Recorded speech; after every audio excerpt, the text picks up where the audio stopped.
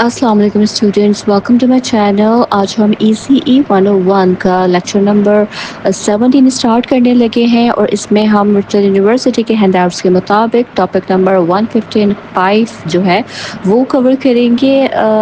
اس lecture میں ہم Maslow's self actualisation theory کو ڈسکس کریں گے ان ڈیٹیل، ٹھیک ہے۔ میں پھر سے آپ کو بتاتے چلوں کہ جو لاسٹ کی ویڈیوز ہیں ان میں ہم تمام تھیوریز ڈسکس کر رہے ہیں، اور یہ تمام تھیوریز فائنل ٹرم پریپریشن کے حوالے سے بہت اہم ہے، ٹھیک ہے جی۔ تو لیکچر کمپلیٹ ضرور دیکھیے گا تاکہ آپ اچھے سے ان تھیوریز کو انڈرسٹینڈ کر سکیں۔ تو چلیے لیکچر کی طرف بڑھتے ہیں۔ ابراہیم ماسلو نے انسانی رویے اور جو محرکات ہیں، جو موٹیویشنز ہیں، ان کے بارے میں ایک مشہور تھیوری پیش کی جسے سیلف ایکچولائزیشن تھیوری کہا جاتا ہے، ٹھیک ہے۔ اس نظریے میں انہوں نے انسانی ضروریات کو ایک ہیرارکی کی صورت میں بیان کیا ہے، جس میں انسان نچلی سطح کی ضروریات پوری ہونے کے بعد اگلی سطح کی طرف بڑھتا ہے۔ انہوں نے سب سے اعلیٰ انسانی ضرورت کو سیلف ایکچولائزیشن یعنی خود تکمیل کہا، جہاں انسان اپنی ذات کو مکمل طور پر پہچانتا ہے اور اپنی مکمل صلاحیتیں استعمال کرتا ہے، ٹھیک ہے۔ ماسلو کے مطابق ہر انسان، چاہے اس کی نسل، جنس، عمر یا معاشی حیثیت کچھ بھی ہو، اس کی کچھ بنیادی ضروریات ہوتی ہیں۔ انہوں نے کہا کہ جب تک یہ ضروریات پوری نہ ہو انسان ترقی نہیں کر پاتا۔ اس میں آ جاتی ہے فزیولوجیکل نیڈ، کہ یہ جو ہے نا، یہ سب سے پہلی اور اہم سطح ہے۔ ان میں وہ تمام چیزیں شامل ہیں جن کے بغیر زندگی جو ہے وہ ممکن نہیں ہے، جیسے کہ ہوا، پانی، خوراک، نیند، لباس، گرمی یا سردی سے تحفظ، رہائش۔ اگر یہ ضروریات پوری نہ ہو تو انسان کسی اور ضرورت کی طرف دھیان نہیں دے سکتا۔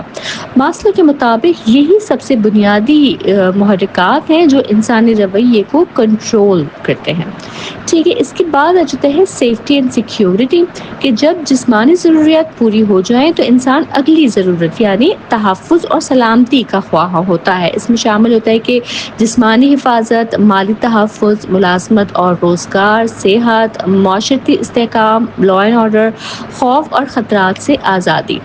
اگر انسان کو ماحول میں غیر یقینی صورتحال، ڈر یا غیر محفوظ حالات کا سامنا ہو تو وہ ترقی نہیں کر پاتا، ٹھیک ہے۔ پھر آ جائے گا belongings and love۔ یہ انسانی فطرت ہے کہ وہ دوسروں سے تعلق رکھنا چاہتا ہے۔ اس ضرورت میں کیا شامل ہے؟ اس میں شامل ہوتا ہے خاندان سے محبت، دوستی، کسی گروپ یا کلچر کا حصہ ہونا، تعلقات میں اپنائیت، محبت دینا اور لینا۔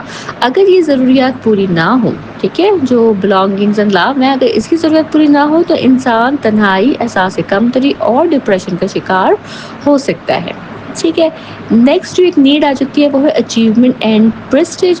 یہ جو ہے یہ ماسلو کی ہیرارکی کا چوتھا درجہ ہے۔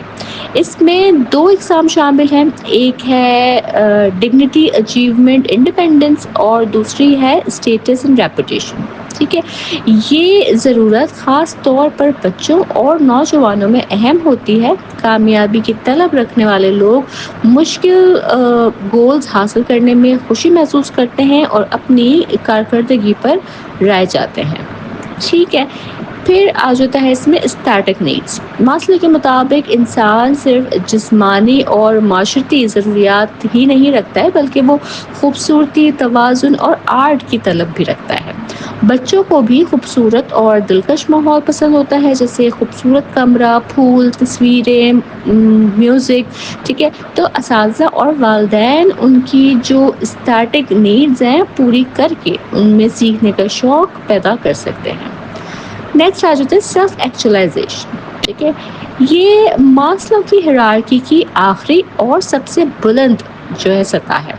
یہ اس وقت حاصل ہوتی ہے جب انسان اپنی مکمل صلاحیتیں پہچان لے، اپنی ذاتی ترقی پر کام کرے، زندگی کے مقاصد کو سمجھ لے کہ میں وہ بن جاؤں جو میں بن سکتا ہوں، ٹھیک ہے، اس والی منزل کی وہ خواہش رکھے۔ تو ماسلو کے مطابق یہ ایک مسلسل عمل ہے، یعنی انسان ہمیشہ بنتا ہے، کبھی مکمل نہیں ہوتا۔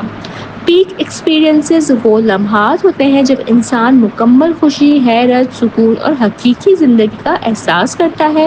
یہ سیلف ایکچولائزیشن کا حصہ ہیں۔ ٹھیک ہے.